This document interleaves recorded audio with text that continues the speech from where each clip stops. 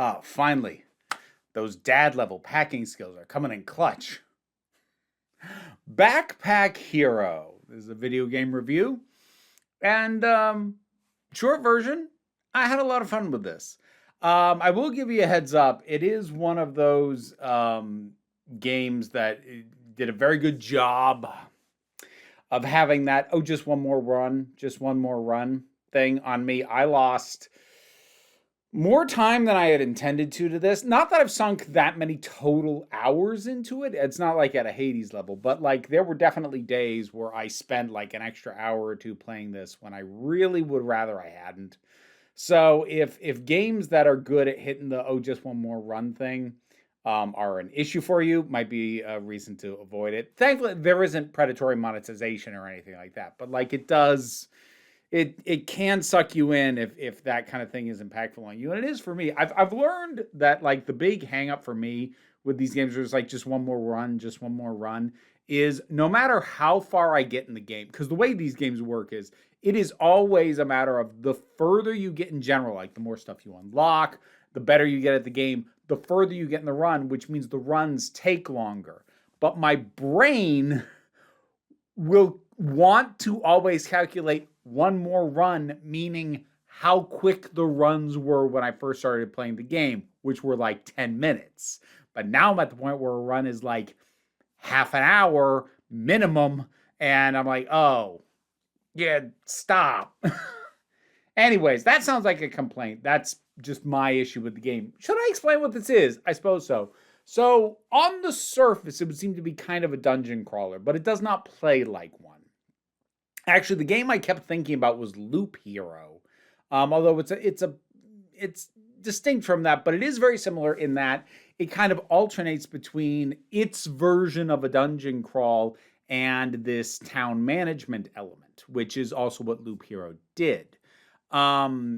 Whereas Loop Hero, the gimmick was you don't control what your character does in combat. All you can do is load them up with equipment and send them out and hope they make it. And you don't have direct control over their actions. That's not the case here. In this case, everything has been boiled down to inventory management. And what I mean by that is on a run, leveling up just means opening up more spaces in your inventory so that you can hold more stuff. And attacking means clicking on the weapon that's in your inventory. Blocking means clicking on the shield that's in your inventory. You might be thinking like, okay, but isn't that the same as pulling it like on a drop-down menu on a turn-based RPG? No, it's not, because you also have to manage, because like you are going to get rewards from beating enemies. You're going to get more rewards than you have slots. So you're going to have to figure out, okay, I really want this thing that I picked up, but I don't have room. What is there anything that I have that I can afford to ditch in order to get that thing? And then as you get further into the game, there's lots of complicating factors, because there will be items that will have like awesome effects, but they require you to do something a little bit unusual. Like, so any given turn, you have so much energy, basically the number of times you can use something that uses up energy. The main things using up energy being like your shield or your weapons. But like an example of some of the stuff that really makes you have to rethink stuff is there's an item you can get that will give you 2 extra energy per turn, and normally you have 3, so it nearly doubles your energy, but it makes it so you cannot have 2 of the same items adjacent to each other. Meaning if you have 2 pieces of armor, they better not be touching.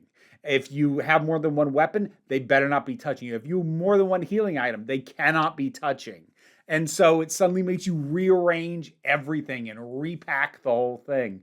And it's the kind of thing that would honestly be very annoying if it wasn't the entirety of the dungeon crawling. I actually kind of admire the way that they managed to make everything about a dungeon crawl boil down to how is your inventory managed, what's currently in it, how have you optimized it, and having nearly everything circle back on that in some way. that means that you just dig so deep into the nature of the inventory management that you just getting good at that makes you good at the entire game practically. So I do like that because it is a system that otherwise, if this was a game that also expected me to manage the combat in another way, like if I still had to, move or dodge out of the way or whatever, this would be irritating as hell.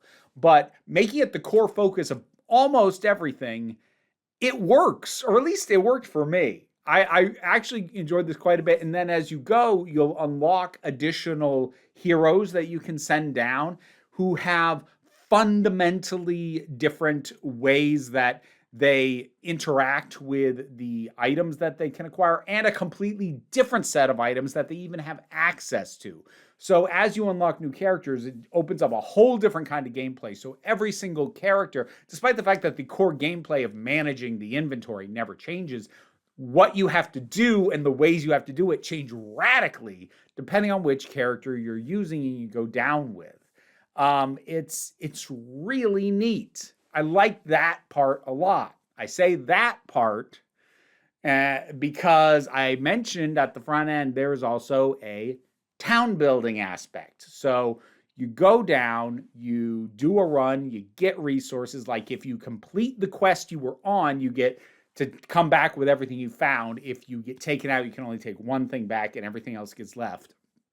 But slowly you are able to start building up your town and put things like certain kinds of shops that can let you unlock, new weapons, new magic items, things that will increase your resources that get gathered that you can then use once you're back in town and stuff like that. And it's not terrible, but it's real perfunctory. I did not enjoy the town management aspect at all. It isn't helped by the fact, and this isn't necessarily this game's fault, but like this is actually an issue I've had with a couple games lately. So I feel like I kind of ruined my expectation level of video game dialogue by more or less playing A Night in the Woods and then the Road Trip to the End of the World back to back, because those both had astoundingly good character and dialogue writing. And now I'm playing games that the dialogue writing isn't bad by the standards of video games. It's perfunctory. It gets the job done. It literally just tells you what you need to know, but the characterization is basically non-existent, but they still like have it go on like a back and forth dialogue, but it is just to convey information. It is just rudimentary, and which would be fine if it was faster, but it drags on just enough. Like they try and format what is just an information dump as a actual dialogue just enough that it really irritated me, especially since I've played games with such good dialogue writing lately. And this is not the only game that's happened for me. I started playing Moonlighter at time of recording. Their dialogue sucks too.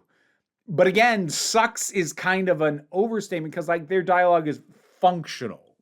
It's fit for purpose, but given that you could be characterizing people, you could be, actually having banter, and this is just basic. Here's what you need to do. Here is thing. Take 2% at place. And it's like, oh my God, this might as well be a tutorial text box. This sucks. So I might be feeling slightly cruel with the level I'm taking it to, but I did not like the dialogue writing. So that didn't help either, because especially early on when my runs in the dungeon were short and I was still in the process of unlocking stuff, I'd come back up and get stuck in these dialogue exchanges with like my character's dad or the mayor, or these other people who I do not care about, and I hate reading their dialogue because it's just crap. And I really kind of resented it early on. It does not matter later on. Like at this point, I don't remember the last time I actually had to get in a conversation with anybody, because I've unlocked most of the stuff that you unlock by getting in conversations with people. So it's not even an issue for me anymore. But early on, it did really annoy me. I kind of resented having to come back to town to manage it and talk to these dullards. Oh, one more thing in terms of the presentation. It is very 8-bit style. It's chonky pixel art. And also, it is, I mean, it's furries. It's all anthropomorphized animals. Your initial starting character is a mouse. Later on, you unlock a bird, a toad, a porcupine, and I haven't gotten the last character yet, but I've unlocked those. So you know, it's cute, which I think in a way was another thing that made me kind of resent the dialogue, because I'm like, you have these cutesy characters, and they have no goddamn personality because your dialogue sucks. But the gameplay loop is pretty compelling, and again really hit that receptor that I have. That's like, just one more, just one more, just one more. Lost more time than I would care to admit to. But Backpack Hero, have you heard of it? Have you played it? Is there anything else that you played that sounds like, I don't know, whatever your thoughts on this are? What's a game that you think is really good, but the dialogue sucks and you're like, I cannot skip through this fast enough? There we go. Whatever your thoughts are, drop something down in the comments. Let's talk about it. Patreon pays the bills and enables me to do this as my living, even if you can't help me out that way. Like, share, subscribe. Those all help. Don't worry too much about it, though. We take a relaxed attitude around here, so you can just come on back next time you need a break. Now to thank my highest supporting patrons: Robin Moore, Jared Boyce, Zubin Lafula, Auntie 808, Mira G, Angry Casperl, Dave Hall, Oliver B, Sean Miller, Welsh Wrestling Geeks, Melissa Pedersen, Becky Sparks, Ulrich, Twilord, Mystic Shadow, Tracy Scrabbit, Pal Barabajoggle, Sir Didymus is my favorite, and shout outs to some random folks from the lower tiers. Thanks to Callum Ray, 3 Muppets in a Trench Coat, and Alex Fireheart. If you want to hear me thank you by name, you can check out the reward tiers on the Patreon. You guys were pretty good today. Thank you.